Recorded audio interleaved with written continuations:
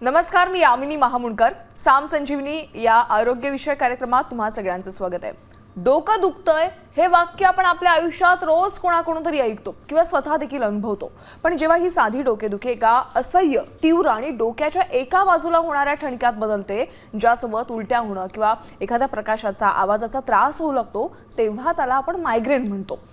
आजच्या धावपळीच्या, तणावपूर्ण आणि बिघडलेल्या जीवनशैलीमध्ये मायग्रेन ही केवळ एक शारीरिक समस्या राहिलेली नाहीये, तर तो एक गंभीर आजार बनलाय. अनेक जण या वेदनेपासून सुटका मिळवण्यासाठी वर्षानुवर्ष पेनकिलर्स घेत राहतात आणि ज्याचे शरीरावर गंभीर असे दुष्परिणाम नंतर त्यांना जाणवतात. पण यावर आता कायमस्वरूपी आणि सुरक्षित उपाय काय, निसर्गाच्या आणि आयुर्वेदाच्या माध्यमातून मायग्रेन मुळापासून कसा बरा करता येईल, याच महत्त्वाच्या विषयावर आज आपण बोलणार आहोत. आणि यावर मार्गदर्शन करण्यासाठी आपल्यासोबत आहेत सुप्रसिद्ध आयुर्वेद तज्ज्ञ आणि कार्लातील आत्मसंतुलन केंद्राच्या संचालिका डॉक्टर मालविका तांबे. डॉक्टर, स्वागत आहे. नमस्कार. नमस्कार. थँक्यू. प्रेक्षक हो, आता या लाईव्ह कार्यक्रमात तुम्ही आरोग्याशी निगडीत कोणत्याही समस्यांविषयी डॉक्टरांशी थेट संवाद साधू शकता. आणि त्यासाठी तुम्हाला फक्त इतकं करायचं आहे, आमचा स्टुडिओ क्रमांक लगेचच लिहून घ्यायचा आहे, 022410106010. आपण आता विषयाला सुरुवात करूया. डॉक्टर, अतिशय महत्त्वाचा विषय आहे मायग्रेन, जी समस्या आजकाल प्रत्येकाला अनुभवायला मिळते.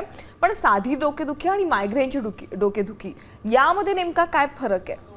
म्हणजे बघा कसं आहे, आपण जेव्हा आयुर्वेदाच्या दृष्टीने विचार करतो तर कुठलंही पेन असेल ना, तिथे वाताचा दोष हा असतोच. त्यामुळे आपण आता डोकेदुखी म्हटलं की त्याच्यामध्ये कुठेतरी आपल्याला वातदोषाचा विकार सुरू झालेला आहे शरीरामध्ये, ह्याचा आपल्याला विचार करावाच लागतो. पण मायग्रेनचे आपण जर का सिम्पटम्स पाहिजे, जसं तुम्ही आता मगाशी म्हणलात की लाईट सहन होत नाही आहे किंवा त्याच्या आधी ॲसिडिटी वगैरे होते, काही लोकांना उलट्या वगैरे होतात, तर हा सगळा जो त्रास आहे आणि एस्पेशली डोक्याची एक बाजू सहसा जास्त प्रमाणात दुखते, ह्याला आपण मायग्रेन म्हणतो. तर ह्याच्यामध्ये मॅक्झिमम तुम्ही जर का जे त्रास होताना दिसतात ते पाहिले तर ते सगळे पित्ताशी संबंधित जास्त दिसतात. म्हणजे डोकेदुखीचाच प्रकार असला पण ज्याचा पित्ताशी संबंध जास्त जवळचा असेल त्याला आपण कदाचित मायग्रेन म्हणू शकू.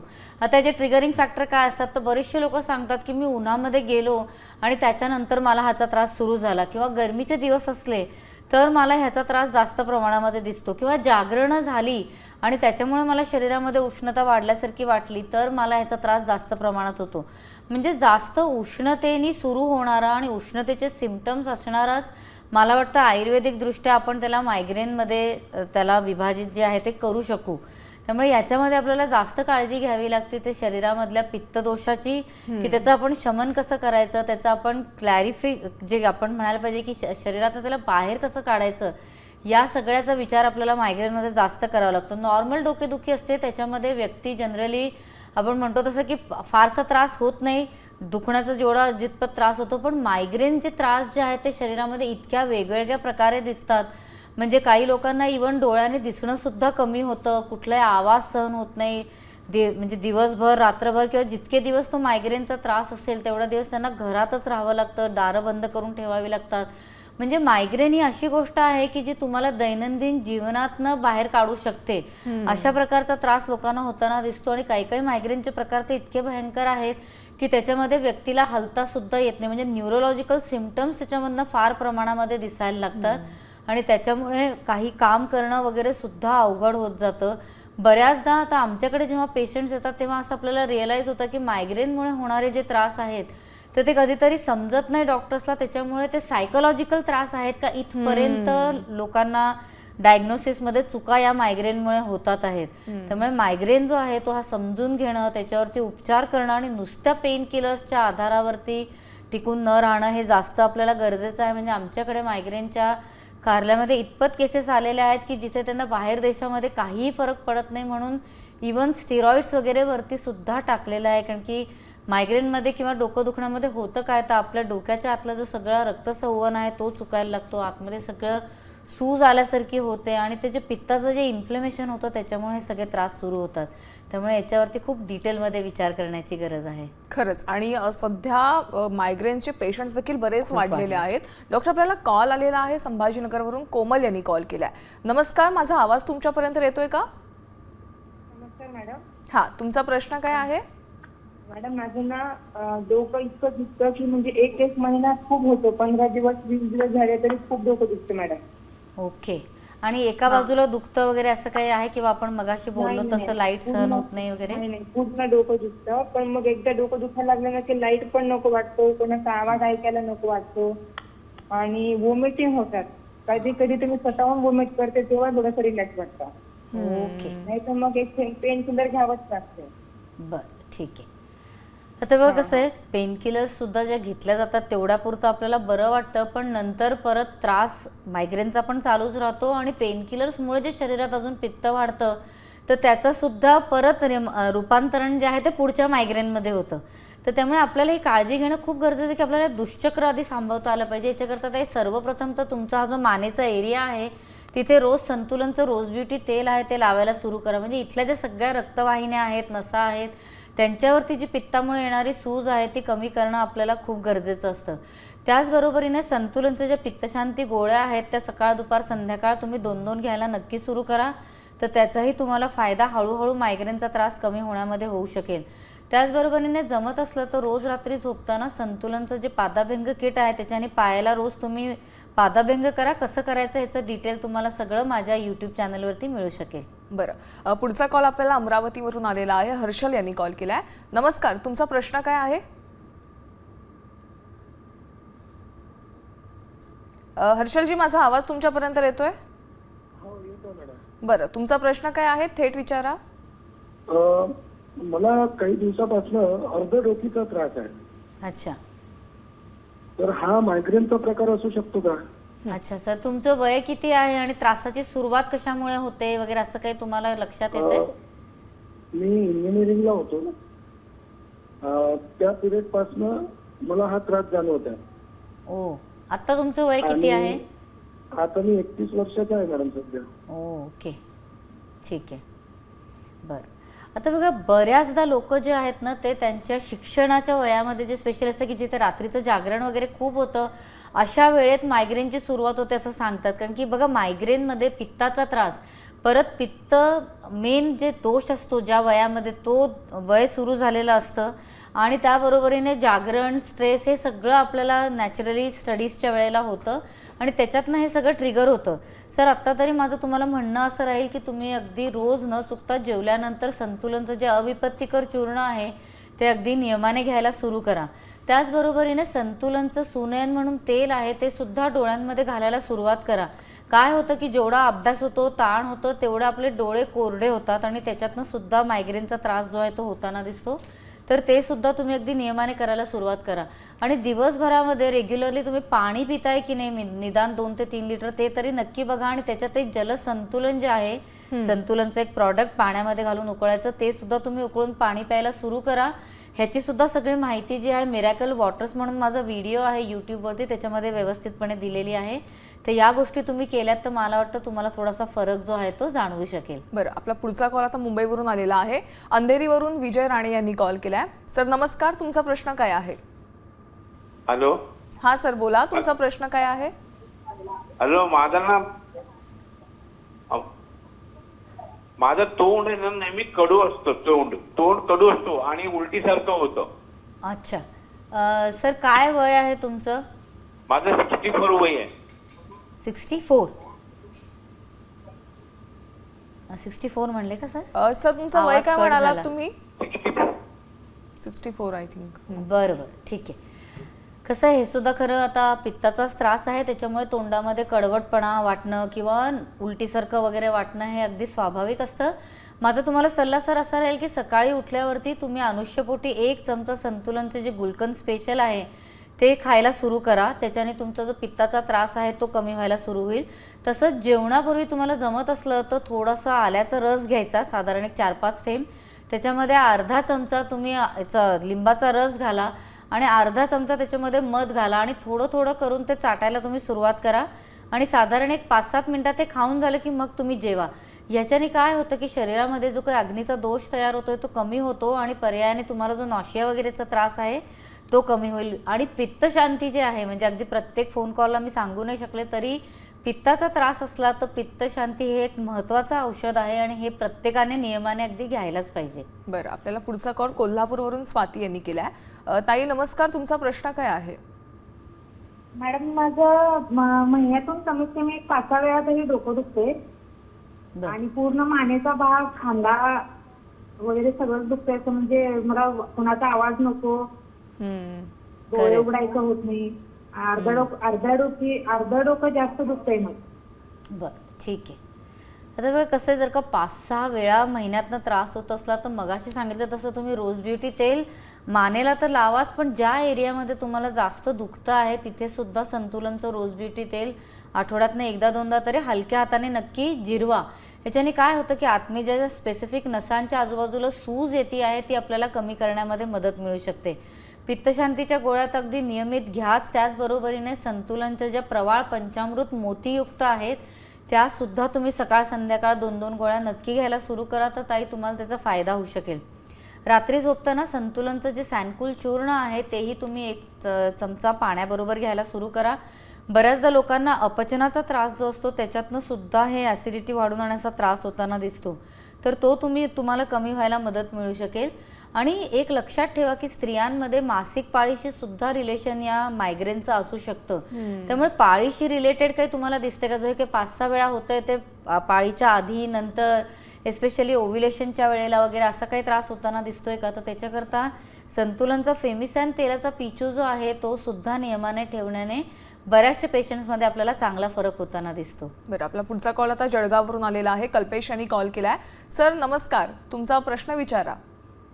मॅडम मला खूप मायग्रेनचा त्रास आहे मॅडम. अच्छा सर, तुमचं वय किती आहे? माझं आता 33 आहे मॅडम. ओके, बरं. हो 30.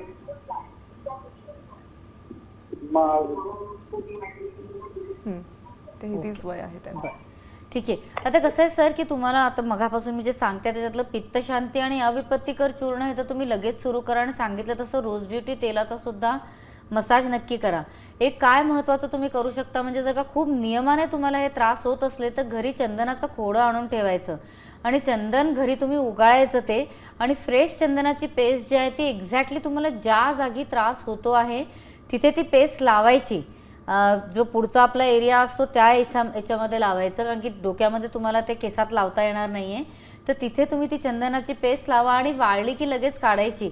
असं आठवड्यातनं कमीत कमी 2-3दा सुरू करा. त्याच्याने तिथली जी सूज आहे ती कमी व्हायला तुम्हाला मदत मिळू शकेल. आणि पाणी जे आहे ते धण्याचं पाणी जर का तुम्ही नियमित पिऊ शकला तर त्याचाही तुम्हाला फायदा होईल. 1 चमचा धणे जे आहे ते रात्री झोपताना ग्लासभर पाण्यामध्ये भिजवायचे, सकाळी उठल्यावरती ते व्यवस्थित कोळून घ्यायचे आणि गाळून ते पाणी खडी साखर घालून प्यायला सुरू करा, तर त्याचाही तुम्हाला फायदा जो आहे तो खूप मिळू शकेल. बरं, आपल्याला वर्ध्यावरून कॉल आलेला आहे. रमेश यांनी कॉल केला. सर तुमचा प्रश्न विचारा. हा सर बोला. म्हणजे अर्ध डोकं आहे ना माझं उन्हाळ्यामध्ये जास्त दुखते. अच्छा. आणि एक नागपुरी आहे, एका नागपुरीमध्ये हा बोला बोला. एका नागपुरीमध्ये असं हिरवं असं शेंबूड तयार होऊन त्याला वास राहायचे. हो बरं, ठीक आहे ठीक आहे.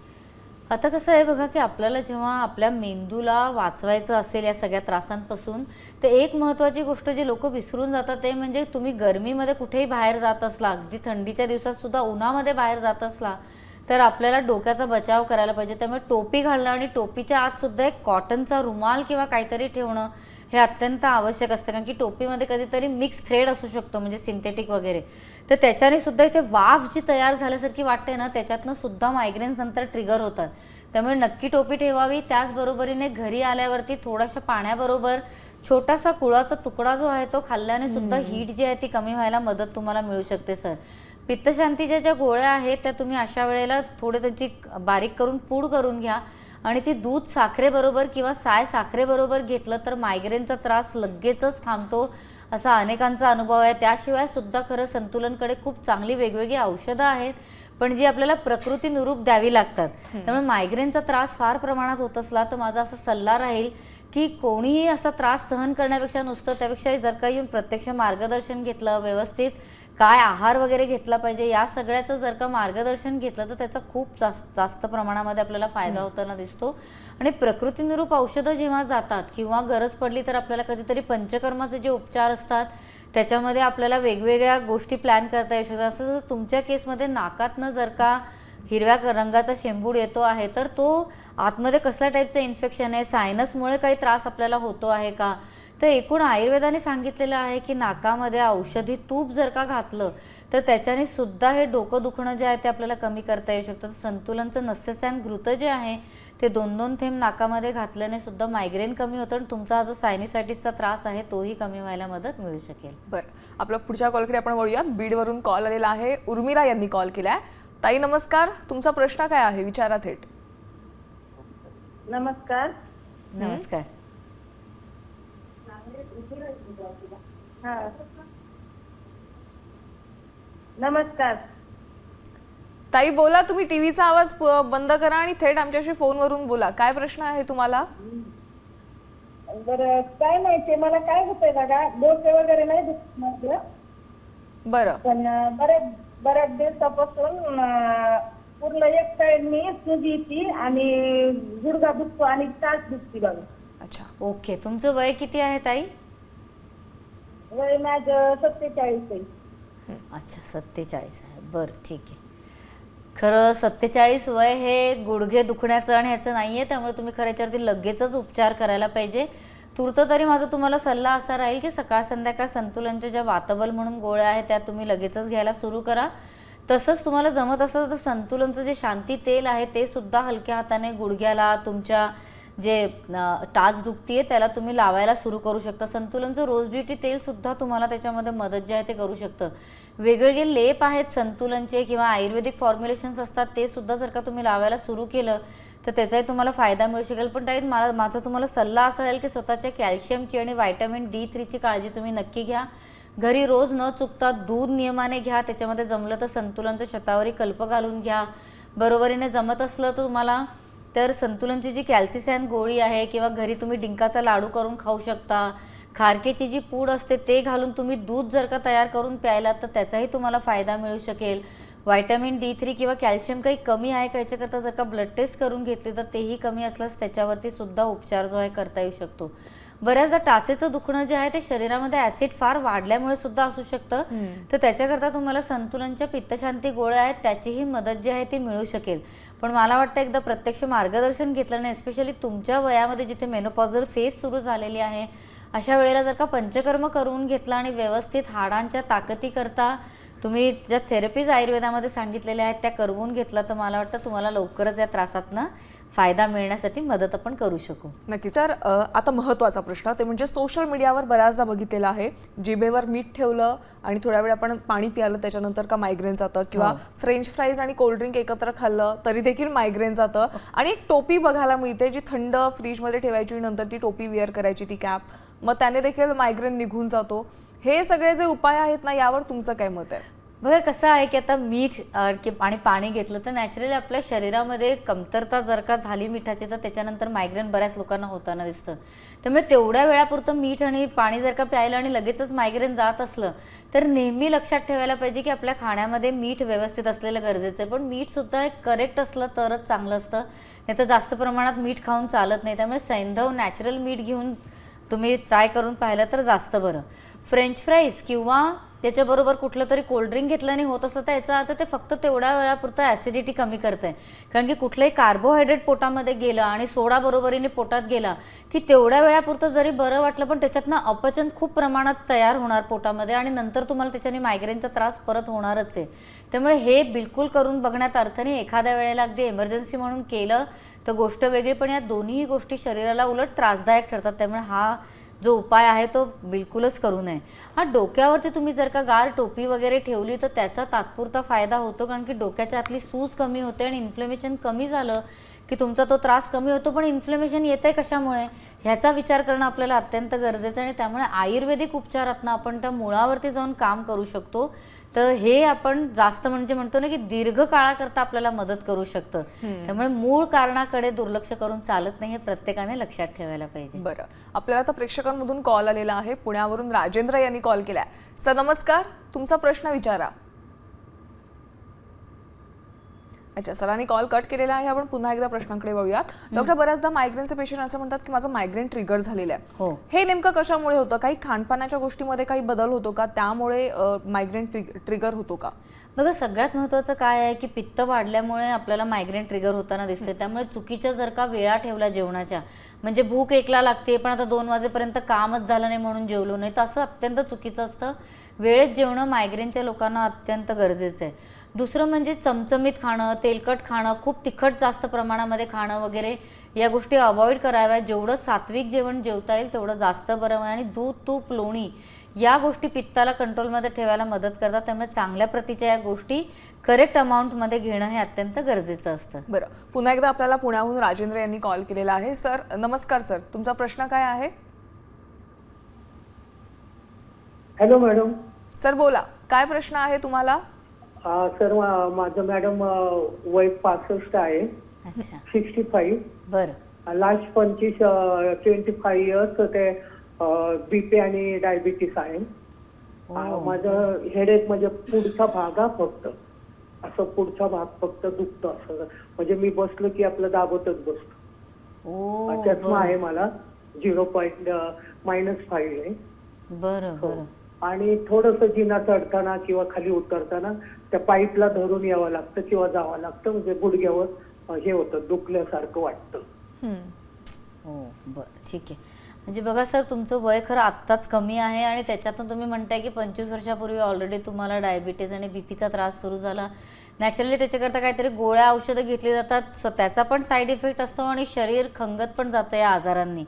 त्यामुळे माझा तुम्हाला सर्वप्रथम सल्ला असा राहील की सगळ्याच गोष्टींवरती आपण आयुर्वेदिक दृष्ट्या नीट विचार केला, औषधं ठरवली, उपचार काही करता येत असतील पंचकर्माच्या माध्यमातून ते सगळं केलं तर जास्त बरं होईल. कारण की नाहीतर तुम्हाला तसं गुडघे दुखण्याचा त्रास होतोय, डोकं दुखण्याचा त्रास होतोय, तसे एकात एक त्रास जे आहेत त्याच्यातनं वाढत जातात.